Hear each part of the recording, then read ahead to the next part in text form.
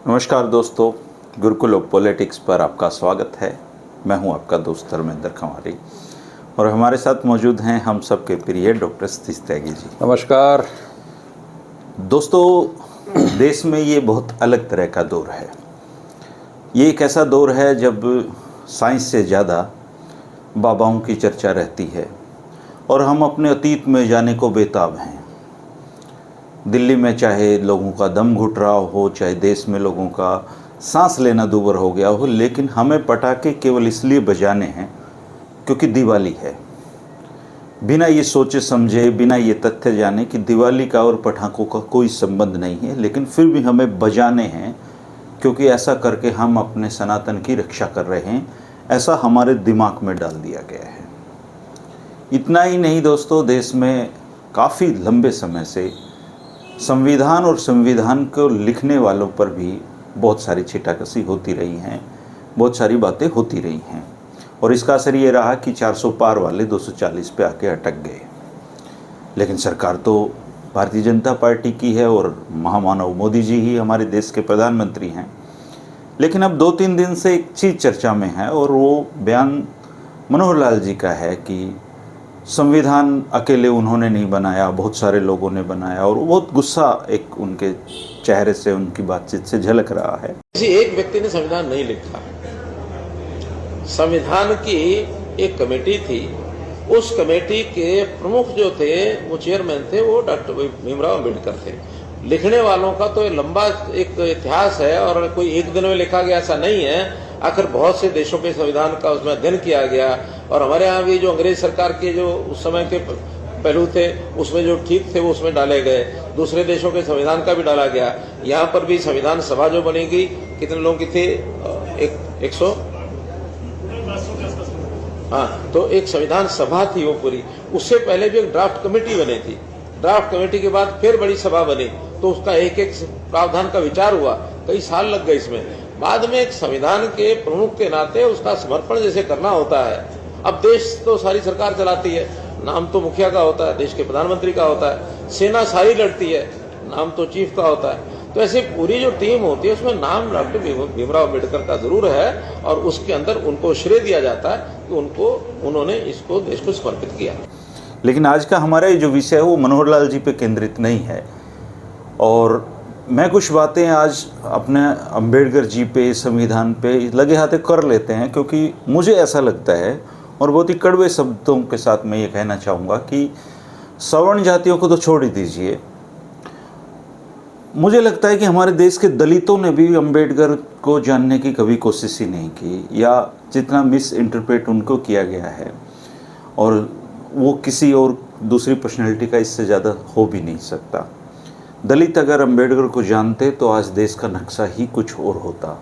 लेकिन उन्होंने उनका नाम सुना है, उनका फ़ोटो अपने ड्राइंग रूम में लगा लेते हैं, लेकिन पढ़ते वो भी डॉक्टर अम्बेडकर को नहीं है। और रही बात संविधान की, तो ये संविधान है मेरे हाथ में। आपने इसको देखा होगा, इस कॉपी को, क्योंकि ये राहुल गांधी इसको ऐसे लहराते हैं तो चर्चा में है। इस विषय पे बात करेंगे। डॉक्टर सतीश त्यागी जी एक बार फिर से हमारे साथ हैं। डॉक्टर साहब, ये देखिए कॉपी आपने? जी, राहुल गांधी के सौजन्य से ये वाला रूप अब दिखाई देना शुरू हुआ है। लेकिन भारत का संविधान है बहुत हाँ, ये तो 26 जनवरी को 1949 को ही लागू हो गया था। 75 साल से हम लोगों की जिंदगी और हमारी जो धारणाएं हैं, हमारी दिशाएं, उनको तय कर रहा है। अच्छा डॉक्टर साहब, जब डॉक्टर अम्बेडकर ने संविधान को जब फाइनल हो गया जी, तो 25 नवंबर 1949 को डॉक्टर भीमराव अम्बेडकर ने संविधान सभा में एक धन्यवाद भाषण दिया था जी। वो मैं पढ़ के सुनाना चाहता हूँ ताकि जो हमारे दर्शक कम से कम हैं उनको पता लग जाए कि एक व्यक्ति का संविधान के बारे में सोचना क्या था। जी जी। और ये संक्षिप्त भाषण है, इंग्लिश में चूंकि उन्होंने भाषण दिया था तो हिंदी में मैं उसका रूपांतरण करके लेके आया जी, था। जरूर। कि माननीय अध्यक्ष महोदय, सबसे पहले मैं आपका आभार व्यक्त करना चाहता हूं। आपने इस सभा का संचालन अत्यंत धैर्य, निष्पक्षता और समझदारी के साथ किया है। जब जब सभा में मतभेद हुए, आपने हमें मार्गदर्शन दिया और शांति बनाए रखी। आपकी अध्यक्षता में ये महान कार्य सफल हुआ है। मैं अपने साथियों ड्राफ्टिंग कमेटी के सदस्यों का भी हार्दिक धन्यवाद करता हूँ। Shri N Gopalaswami Ayyangar, K M Munshi, Shri T Krishnachari, Shri N Madhavrao, Shri Alimuddin Ahmad और स्वर्गीय डीपी खेतान, इन सभी ने कठिन परिस्थितियों में दिन रात काम किया। उनके सहयोग और परिश्रम के बिना यह कार्य संभव नहीं था। मैं संविधान सभा के सभी सदस्यों का भी आभारी हूँ जिन्होंने बहसों में हिस्सा लेकर इस संविधान को और परिपूर्ण बनाया। कई बार हमारे विचार अलग रहे, पर हमारा लक्ष्य एक ही था, भारत को एक न्यायपूर्ण, स्वतंत्र और समानता पर आधारित राष्ट्र बनाना। मैं उन सभी अधिकारियों, टाइपिस्ट, अनुवादकों और कर्मचारियों का भी धन्यवाद करना चाहता हूं, जिन्होंने पर्दे के पीछे रहकर इस महान दस्तावेज को आकार दिया। उनकी मेहनत में भी कमी नहीं थी। हमने इस संविधान को बनाते समय अनेक देशों के संविधान का अध्ययन किया। जहाँ जहाँ हमें अच्छे विचार मिले, हमने उन भारतीय परिस्थितियों के अनुसार उनको अपनाया, परंतु हमने केवल नकल नहीं की, बल्कि उसे भारत की आत्मा और संस्कृति के साथ जोड़ा। अब जबकि यह संविधान तैयार हो गया है, मैं जनता से यह कहना चाहता हूँ कि यह संविधान चाहे कितना भी अच्छा क्यों ना हो, यदि इसको चलाने वाले लोग अच्छे नहीं होंगे तो ये भी बुरा सिद्ध हो सकता है, और यदि इसे चलाने वाले लोग अच्छे होंगे तो खराब से खराब संविधान भी अच्छा सिद्ध हो सकता है। राजनीतिक लोकतंत्र को बनाए रखने में हमें सामाजिक और आर्थिक लोकतंत्र भी स्थापित करना होगा। हमने आज़ादी तो पाली है, पर जब तक समाज में समानता, बंधुत्व और न्याय नहीं होगा, हमारी स्वतंत्रता अधूरी रहेगी। अंत में मैं भारतीय जनता के प्रति अपनी कृतज्ञता व्यक्त करता हूँ, जिनके नाम पर यह संविधान बनाया गया है। यह संविधान जनता का है, जनता के लिए है और जनता द्वारा लागू किया जाएगा। जय हिंद। ये उनका धन्यवाद प्रस्ताव था सर जी। अगर हमारे मनोहर लाल जी केवल इसको भी पढ़ लिख लेते तो शायद वो गुस्से में नहीं आते। और आप पर आने से पहले मैं कुछ और रोचक चीज़ें बताना चाहूँगा। डॉक्टर भीमराव अंबेडकर जी की जो प्रोफाइल है वो सब नेट पे है सर, लेकिन हमारे प्रधानमंत्री ने क्या डिग्री कर रखी है ये कहीं भी नहीं है, ना आज तक वो दिखाई गई। और भारत के कई मुख्यमंत्री आज भी ऐसे हैं जो अपनी डिग्रियां दिखाते हुए शर्म महसूस करते हैं या बहुत कम पढ़े लिखे हैं। लेकिन अंबेडकर जी 14 डिग्रियां थी उनके पास, 5 सम्मानित डॉक्टरेट की उपाधियां थी उनके पास। उन्होंने अमेरिका, ब्रिटेन और जर्मनी की प्रसिद्ध यूनिवर्सिटियों से हायर एजुकेशन ली थी। उन्हें भारत के संविधान का जनक भी कहा जाता है और वो आज़ाद भारत के पहले कानून मंत्री थे। उन्होंने समाज में छुआछूत, भेदभाव और अन्याय के खिलाफ आजीवन संघर्ष किया। उनके पास एक समय में 50,000 से अधिक किताबों का संग्रह उनकी पर्सनल लाइब्रेरी में था जी, जो आज़ाद भारत की सबसे बड़ी निजी लाइब्रेरियों में से एक थी। उनका प्रसिद्ध नारा था एजुकेट, एजिटेट, ऑर्गेनाइज जी। कोलंबिया यूनिवर्सिटी ने 2004 में उनको ग्रेटेस्ट इंडियन घोषित किया था सर, और उन्होंने 1956 में बौद्ध धर्म अपना लिया था और उनको 1990 में भारत रत्न पुरस्कार मिला। और उनका सपना था समानता पर आधारित समाज। उनका जो जीवन का लक्ष्य था, उन्होंने कहा था कि मेरा जीवन मिशन है हर इंसान को इंसान की तरह जीने का हक दिलाना। लास्ट में मैं भारतीय संविधान से कुछ जुड़ी रोचक बातें बताऊंगा सर, लेकिन उससे पहले मैं आप पे आना चाहता हूं कि ये जो कॉन्स्टिट्यूशन लिखा है जिन्होंने, उनसे बीजेपी के नेताओं को तकलीफ क्या है और क्यों मतलब वो ये स्वीकार नहीं कर पाते कि डॉक्टर अंबेडकर के बिना ये कार्य संभव नहीं था, दुष्कर कार्य था उस समय का देखते हुए। देखिए, इनकी जो अदावत है ना डॉक्टर अंबेडकर से के प्रति, जो हिकारत की नज़र से देखना और उनको अपमानित करना, इसका इतिहास बहुत पुराना है। अरुण शौरी जो अटल जी के मंत्रिमंडल में थे और भारतीय जनता पार्टी से जुड़े रहे, उन्होंने एक किताब लिखी the worshipping the false gods. हाँ जी। वो पूरी किताब 500-700 पेज की होगी, शायद बहुत बड़ी है, और उसमें उन्होंने एक ही फोकस दिया कि डॉक्टर अंबेडकर को भारत ने उतना सम्मान दे दिया जिसके वो हकदार नहीं थे। और ये जो मनोहर जी ने सारी चीज़ें कही हैं वो अरुण शौरी ने भी कही हैं, और उनका कभी किसी ने खंडन नहीं किया, ना उस समय अटल जी ने किया और ना ही बाद के किसी नेतृत्व ने किया।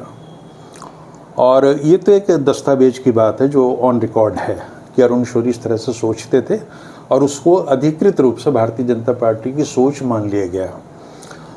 उससे पहले भी ये स्थिति थी डॉक्टर अंबेडकर के प्रति, चाहे वो जनसंघ हो या हिंदू महासभा हो या आपकी भाजपा हो, वो उनके मन में कोई सम्मान वाली बात नहीं है। जी। वो एक व्यवस्था है, मजबूरी है। जैसे महात्मा गांधी, उनको उनकी पूजा करनी पड़ती है। अब महात्मा गांधी का विरोध करके भारत में राजनीति नहीं कर सकते।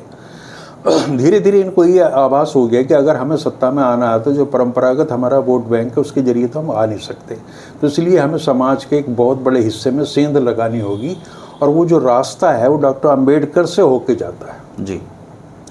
अब डॉक्टर अंबेडकर को आप देख रहे होंगे, हम भी बहुत वर्षों से देखते हैं स्थानीय स्तर पे कि अब उनकी निर्वाण दिवस हो या जयंती हो, मनाते हैं जी। भारतीय जनता पार्टी के लोग वहाँ जाते हैं। मजबूरी है। इन्होंने अडॉप्ट किया है, मजबूरी में अडॉप्ट किया अंबेडकर को, जैसे मजबूरी में इन्होंने गांधी को अडॉप्ट किया हुआ है, पटेल को अडॉप्ट। हाँ। लेकिन अब आपको राजनीति में अगर किसी स्थान पर पहुंचना है, मुकाम पर पहुंचना है, सफलता हासिल करनी है, तो ये बहुत ज़रूरी है कि आप डॉक्टर अंबेडकर की तारीफ करें। अब लेकिन चूंकि लंबा समय हो गया सत्ता में रहते रहते, अंदर जो है मैल जो है, कड़वाहट जो है, उससे कब तक छिपाओगे आप? 10-11 साल हो गए, देर सवेरे बाहर आ जाती है। हाँ। और मैंने पिछले कार्यक्रम में शायद आपको कभी बताया भी था कि भारतीय जनता पार्टी या राष्ट्रीय स्वयंसेवक संघ के हर कार्यकर्ता में आप टटोलोगे तो 9 प्रकार की नफरतें हैं।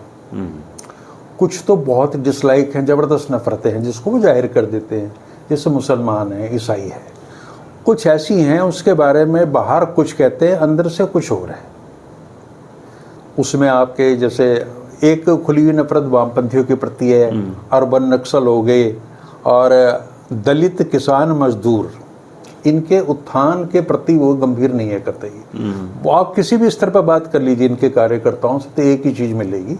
तो ये आप 9 प्रकार की नफरतें आप बिल्कुल आइडेंटिफाई कर लेंगे सारी की सारी। अब सवाल उठता है कि मनोहर जी ये क्यों बार बार इस तरह की बातें करते हैं। मनोहर जी हरियाणा के इतिहास के पहले ऐसे नेता हैं जो अपने उल जलूल बयानों के लिए पूरे देश में चर्चा में आ जाते हैं। कभी इन्होंने ड्रेस कोड की बात कर दी, कभी कुछ कह दिया।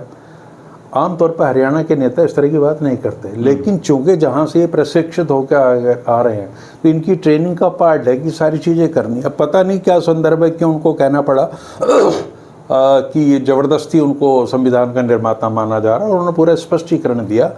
और साथ में उन्होंने ये भी कहा कि देखिए उनका सही रहा होगा योगदान, लेकिन होता यह है कि इस तरीके से है जैसे प्रधानमंत्री को सारा श्रेय जाता है, जबकि पूरा देश काम करता है, मंत्री काम करते हैं।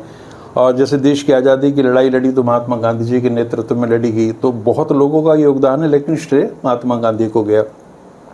तो मतलब एक तरफ से अंदर नफरत है, वो अपमान करने की नीयत भी है, लेकिन उनको ज़रूरत का भी एहसास हो रहा है।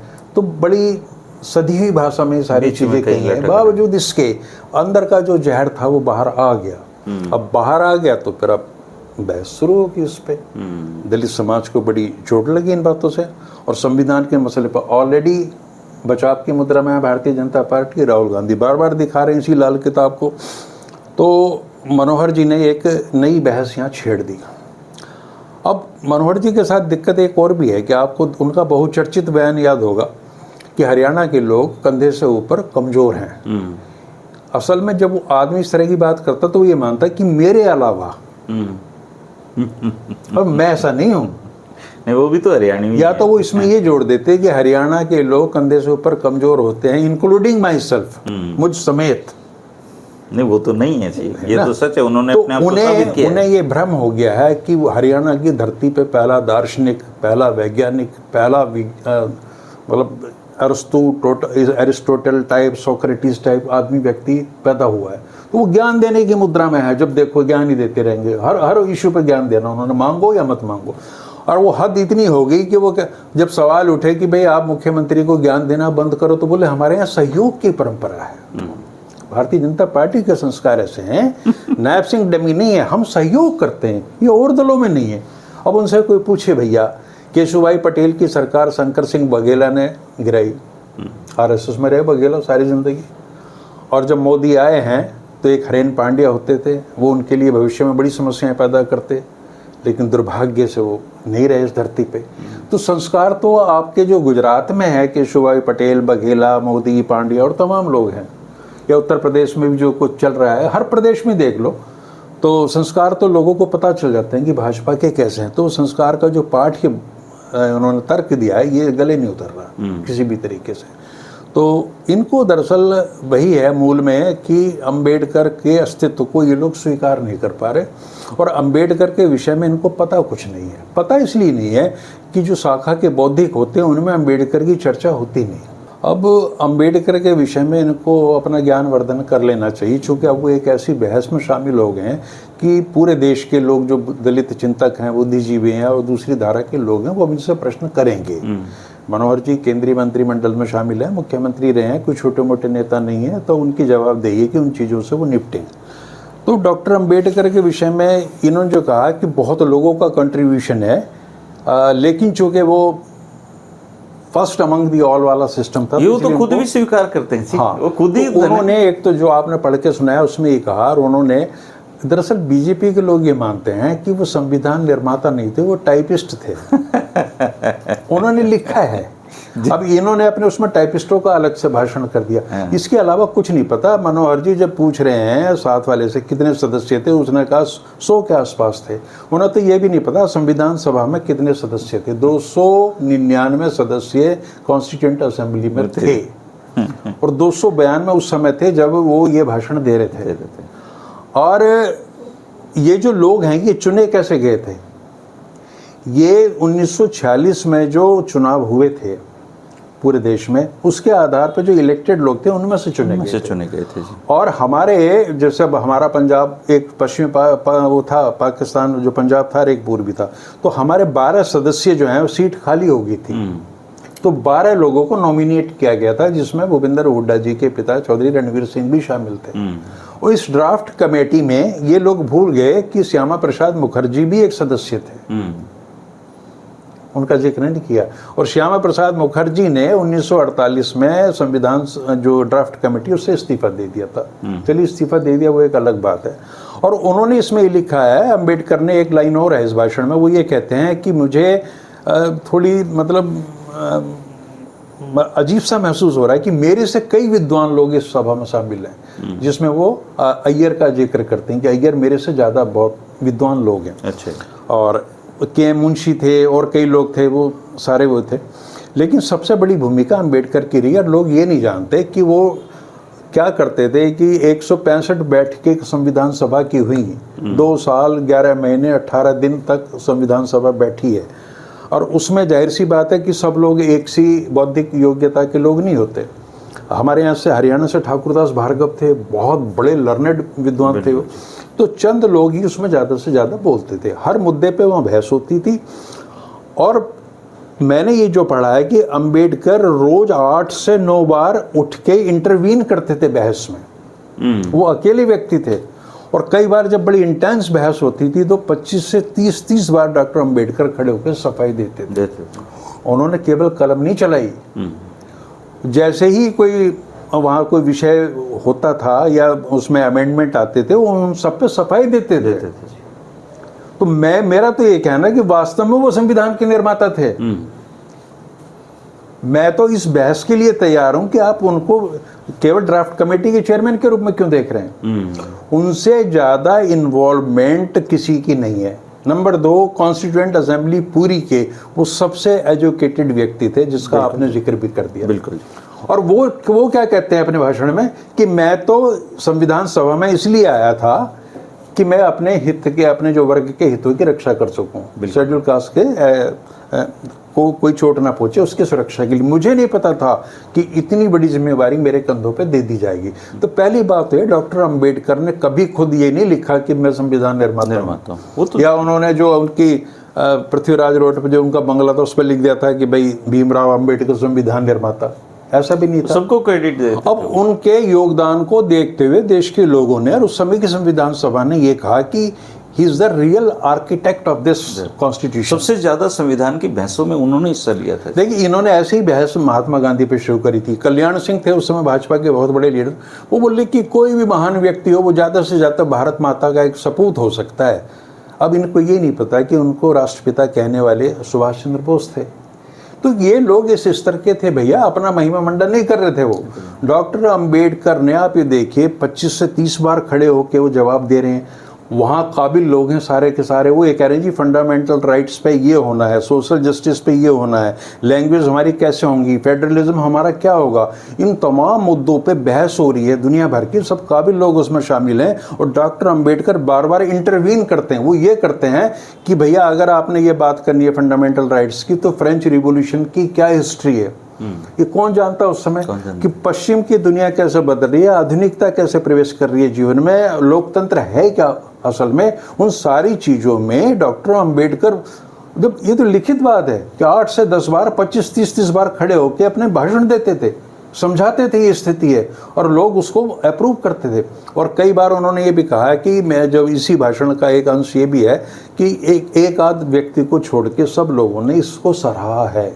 और जब संविधान सभा के लोगों ने इस भाषण के एवज में उनका धन्यवाद किया है तो उसमें उनकी प्रशंसाएं की हैं बहुत जी। तो इसलिए उनको संविधान का निर्माता कहा जाता है। और मैं एक और बुनियादी प्रश्न पूछ रहा हूँ कि संविधान है, इसका कोई तो निर्माता होगा, अगर अंबेडकर नहीं है तो कौन है? उसका नाम बता दो। कोई तो हो, कोई किसी एक को तो देना पड़ेगा। विकल्प दे दो भाई, अंबेडकर जी नहीं थे, दूसरे थे, उनका नाम बता दो।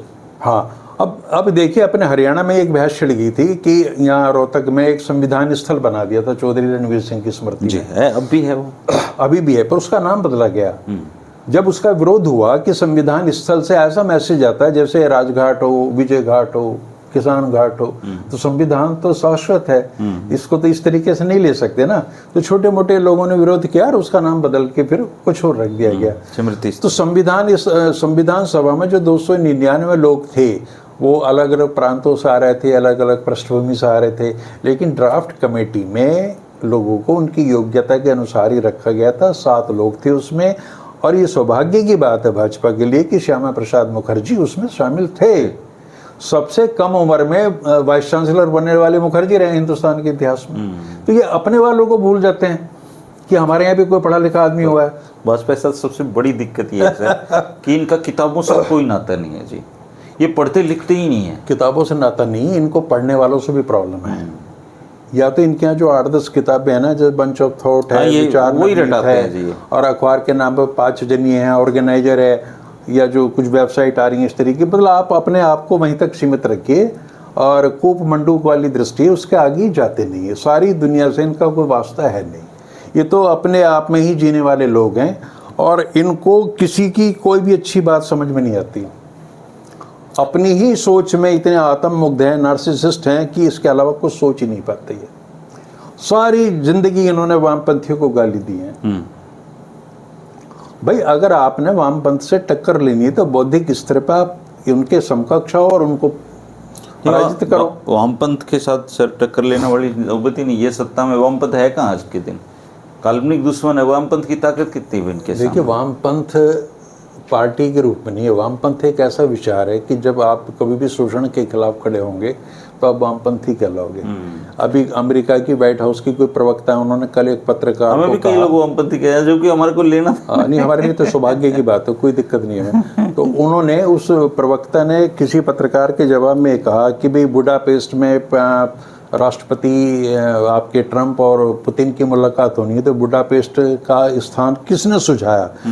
तो वो इसी धारा से आती है, राइट विंग से। वो कहती है कि तो आपकी माँ ने सिखाया, माँ ने बताया, यानी वो माँ तक पहुँच गई वो लड़की। और उसने कहा कि ये जर्नलिस्ट नहीं है, ये वामपंथी एक्टिविस्ट है।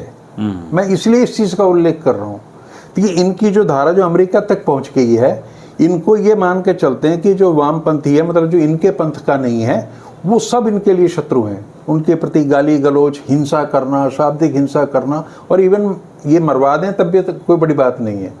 ये धारा इस किस्म की है। तो इनको दिक्कत बहुत आ रही है कि यार हमें डॉक्टर अंबेडकर के नाम पे सरकारें बनानी पड़ रही हैं,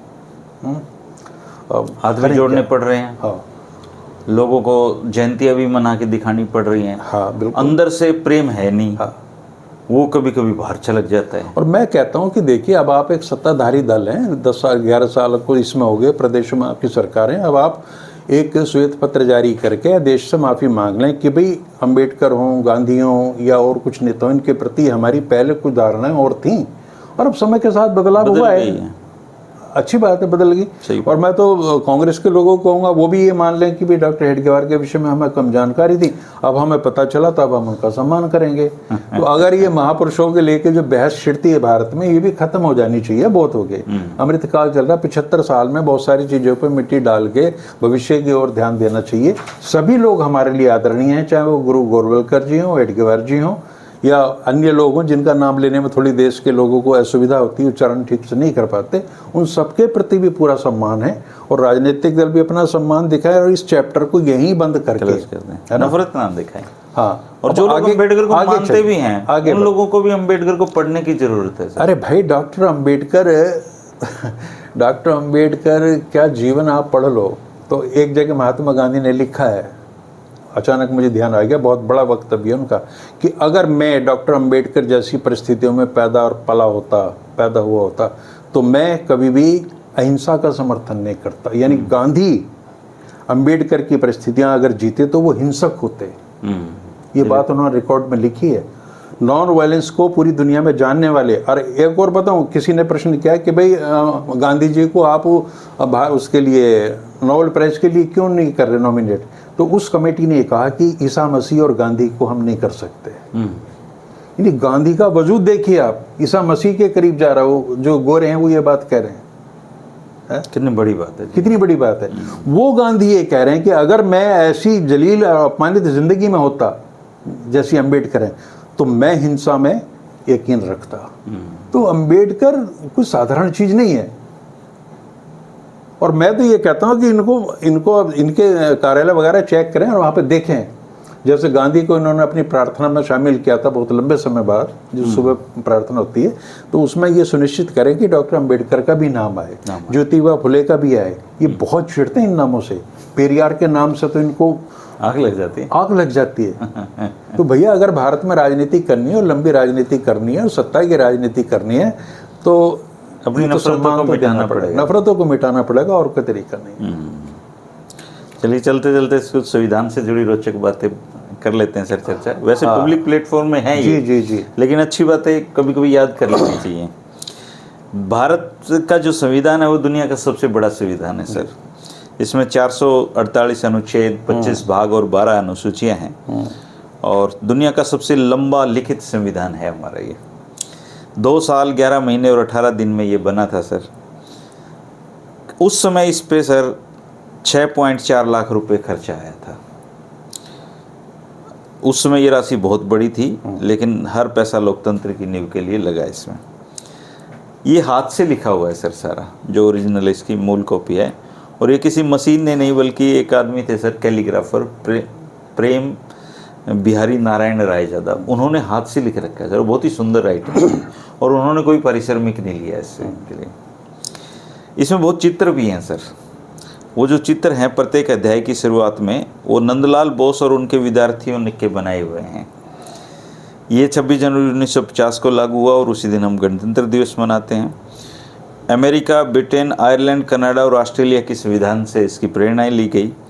और संविधान का एक हिस्सा न्याय के लिए, फंडामेंटल राइट्स, और दूसरा समाज के कल्याण के लिए बनाया गया। संविधान सभा के जो अध्यक्ष थे वो डॉक्टर राजेंद्र प्रसाद थे और हिंदी और अंग्रेजी दोनों में प्रतियां तैयार की गई सर इसकी।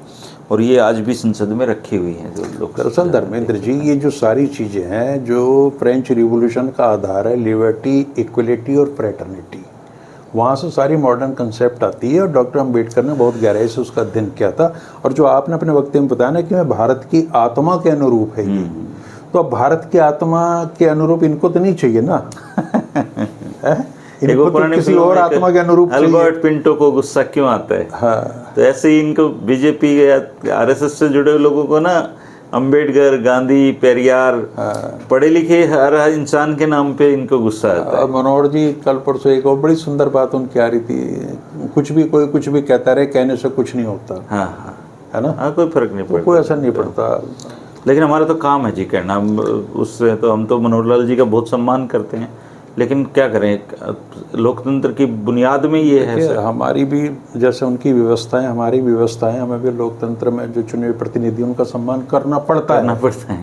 ठीक है ना, लेकिन अगर ये पड़ता है से हमें भी थोड़ा ऊपर उठाना चाहते हैं कि मन से करें, श्रद्धा से करें, तो अपने आचरणों को बदल लें। आचरण को हम तैयार हैं। चलते चलते सर मैं उस बारे में डिस्कस करना चाहूँगा। जी। जैसे भगवान श्री राम का और पटाखों का कोई संबंध नहीं है सर, क्योंकि बारूद बहुत बाद में, शायद बाबर के समय में बारूद आया था यहाँ पे, या कोई और लेके आया होगा। लेकिन अब देश में एक होड़ सी लगी हुई है सर कि हम तो बजाएंगे जी, सनातन इससे मजबूत हो रहा है। कहाँ मजबूत हो रहा है सर? वो जो दिल्ली जिसमें केजरीवाल के समय पे ये बीजेपी वाले रोने लगते थे दिवाली के बाद, अब वो कह रहे हैं सर कि बढ़ा तो है पोल्यूशन एक, लेकिन थोड़ा कम बढ़ा है। केजरीवाल के टाइम में ज़्यादा बढ़ता था, हमारे वाला कम बढ़ा है, जबकि पटाखे ज़्यादा बजाए हैं हमने। तो ये किस तरह की पीढ़ी तैयार कर रहे हैं सर ये इस देश? जैसे पौराणिक कथा यह है कि रामचंद्र अयोध्या लौटे थे रावण का वध करके और सारी चीज़ें, तो लोगों ने वहाँ खुशी में घी के दिए जलाए थे, इतनी ही बात थी। और ये रात जो है काफ़ी अंधियारी, मेरे शायद साल की सबसे अंधेरी रात होती है, तो प्रकाश उत्सव इसका इसीलिए नाम रखा गया था। लेकिन अब जो है ना, जैसे एक दिल्ली का कोई मंत्री है मनजिंदर सिंह सिरसा, हाँ, कुछ उसने कहा कि बाबर ने 10 साल यहाँ नीम मनाने दी दिल्ली में, केजरी खान। ये क्या है सारी चीज़ें, इनको बहाने चाहिए राजनीति। जबकि दिवाली तो मुस्लिम भी मनाते हैं सर। पहले रामलीला में ज़्यादातर पात्र होते थे वो मुस्लिम ही होते थे।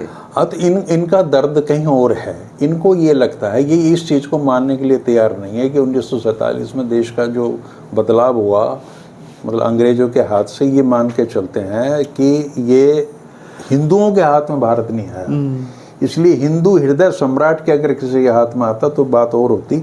और अब इसके मैं बतौर फिजिशियन मैं आपको बता रहा हूँ कि इतना बड़ा नुकसान है। 4 दिन से तो मैं परेशान हूँ। जिन लोगों को दमा है उनका दमा बढ़ रहा है, एलर्जी है वो बढ़ रही है, इतना प्रदूषण है कि वो जो मीटर है वो 999 दिखाने लगा, उसमें 4 अंक की सुविधा नहीं है। और ध्रुव राठी के पीछे पड़े हुए, जो इनको सलाह देगा उसने सिर्फ इतना कहा था लड़के ने कि भाई ये मत करो, इससे प्रदूषण फैलेगा। तो एक कंपटीशन हो रहा है कि ध्रुव राठी खुद चलो देशद्रोही है ही, लेकिन उसको उस पर निशाना बनाया जा रहा है कि तो आपके हित की बात है ना। और जो ग्रीन पटाखों वाली बात सुप्रीम कोर्ट ने परमिशन दी थी, तो नाम है जी, ग्रीन का ये तो 25-30% की उससे कमी आती, उसके डबल प्राइसेस हैं। और मुझे तो धर्मेंद्र जी, चलो सरकार छोड़ दो इन सारी चीज़ों को, एक परिवार में दादा है जिसकी उम्र 70-75 साल है, उसको दमा है, प्रॉब्लम है, उसका एक लड़का है 40-45 साल का, वो अपने 10 साल के लड़के के साथ सड़क पर सारी रात धुआंधार कर रहा है। ये ज्ञान कौन दे, इनको कौन समझाए? नागरिक बोध कहाँ से आएगा? है तो ना तो उनको अपने माँ बाप की चिंता है किस तरह की है, ना पड़ोसियों का को ख्याल है। लोकतंत्र असल में एक दूसरे की सुविधा का ख्याल रखने का ही नाम है। अगर मोटी मोटी डेफिनेशन मानो, और कुछ नहीं है। मैं सड़क पे चलते हुए ध्यान रखूं कि मेरी वजह से किसी को तकलीफ परेशानी ना हो। और यहाँ तो आप 3 दिन 4 दिन लगातार कर रहे थे सर कि बेटा पता नहीं कौन था, रात को 11:30 बजे पटाखे बजाने लग गया कल वो, जबकि कल तो दिवाली नहीं थी। हाँ, बचे होंगे रातों दिवाली वाले। नहीं, मैं तो परसों जब उठा हूँ 5:30 बजे भी आवाज़ें आ रही थी मेरे को। कुछ ऐसे थे जिन्होंने बाद में शायद फ्री हुए होंगे तो वो उस समय बजाने लगे। लेकिन ये जो है, अब जिस समय आपका प्रदूषण का स्तर बिल्कुल हाईएस्ट है और सरकारें भी चिंतित हैं उसको लेके, तो वो कम से कम अपने नागरिकों से प्रधानमंत्री को अपील करनी चाहिए थी। प्रधानमंत्री को तो पूरा देश मानता है, भाई मोमबत्ती भी जला ली, थाली पीट ली। अगर वो ये कह देते कि इस बार भाई आप केवल प्रकाश करें और पटाखे ना छोड़ें, तो एक बार और पता चल जाता है कि देश कितनी बात मानता है उनकी। सेना की ड्रेस में फोटो खिंचवाने हैं जी उनको। हाँ। और आज ही खबर आ रही है कि उनके कमरे में, उनके अपने भवन में कई जो है ना वो प्योरीफायर लगे हुए हैं फिलिप्स के। हाँ, फिलिप्स के लगे हुए। हाँ, फोटो में आए, रेखा गुप्ता के साथ ही आए वो फोटो बल्कि। हाँ, तो उन्हें बिल्कुल शुद्ध हवा चाहिए, है ना, चाहे देश के फेफड़े कतई गल जाए। अलग दौर ही अलग है जी, मैं बता रहा हूँ। ये मतलब ये दौर ऐसा है। आप ये देखिए कि वो एक कोई मैच चल रहा है, उसमें वो एक बाबाओं का मैच है जी, वो बाबा उसमें शॉट लगाता है बॉल पे, और ये जो धीरेन्द्र है शास्त्री, ये बॉल पकड़ने के लिए दौड़ता है। और वहाँ पे ना वो जो साइड में नहीं बैठे होते, वो उसके पाँव पकड़ लेते हैं, तो बेचारे का वो मतलब चौका लग जाता है। तो मैं एक पुरानी डायरी देख रहा था, उसमें कहीं मुझे लिखा हुआ मिला कि 17वीं शताब्दी एनलाइटनमेंट कह रहा, 18वीं विवेक का, 19वीं प्रगति का, 20वीं चिंता का युग लिखा हुआ है, वो 4 ही लिखे थे। मैंने उसमें 21वीं शताब्दी लिख दिया उन्माद का युग, और ये करीब 25-30 साल पहले की बात और है। ये वास्तव में उन्माद का और युग पागलपन का है, हर आदमी उबल रहा है क्रोध में, आक्रोश में, इतना मतलब आप छेड़ के बात भी नहीं कर सकते सामान्य। तो बिल्कुल एक पागलपन के, जुनून के दौर से हम लोग गुजर रहे हैं, और क्या भविष्य होगा कहना मुश्किल है। और अफसोस इस बात का है कि अब समाज में ऐसे लोग नहीं रहे जिनकी बात परिवार में लोग मान लें, बड़े बृहत्तर समाज में मान लें, और पूरा देश उनकी बात मान ले। जो मैं बार बार कहता हूँ कि हमें नानक चाहिए, हमें कबीर चाहिए, हमें विवेकानंद चाहिए, कोई नहीं, कोई किसी की नहीं सुन रहा। कोई नहीं चाहिए जी, अब उन्मादी लोग चाहिए। अराजकता है, पूरी तरह से अराजकता है। पता नहीं दोस्तों कैसा दौर है ये कि जिन लोगों के बच्चे विदेशों में पढ़ रहे हैं वो आपके बच्चों के लिए सरकारी स्कूल भी बंद कर रहे हैं।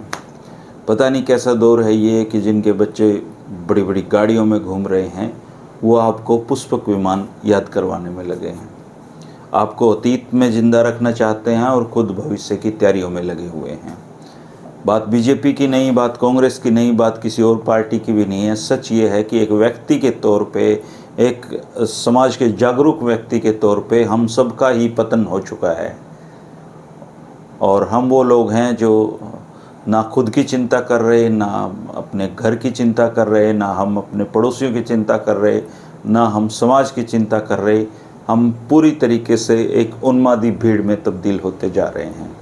मुझे नहीं पता भारत का भविष्य क्या है, लेकिन आप अंदाज़ा ज़रूर लगा सकते हैं कि जिस देश में साइंस को छोड़ के और परंपराओं के नाम पे हम अब जब आडंबर को ढोने लग जाएंगे दोस्तों, तो उस समाज का, उस सोसाइटी का, उस देश का भविष्य उज्जवल हो ही नहीं सकता। कितना अच्छा होता कि हम पर्यावरण का भी ध्यान रखते, कितना अच्छा होता हम मानवता के नाते एक दूसरे का भी ध्यान रखते। अब ये जो जहरीली हवाएं हैं ये अब्दुल को भी उतना ही नुकसान पहुंचाएंगी जितना किसी हिंदू को पहुंचाएंगी। ये किसी से भेदभाव नहीं करती, प्रकृति किसी से भेदभाव नहीं करती, ये सबको नुकसान पहुंचाती है और सबके साथ न्याय करती है।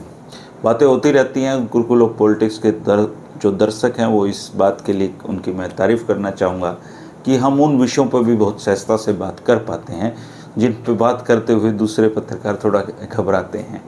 इसलिए हम साइंस की भी बातें कर लेते हैं, इसलिए हम आडंबर की भी बात कर लेते हैं, इसलिए हम दुनिया के जो मुल्क तरक्की कर रहे हैं उनमें क्या अच्छी बातें हैं उन पे बात कर लेते हैं, क्या बुरा है क्या अच्छा उन पे बात कर लेते हैं। और सबसे बड़ी बात यह है कि आप लोग संवाद करते हैं।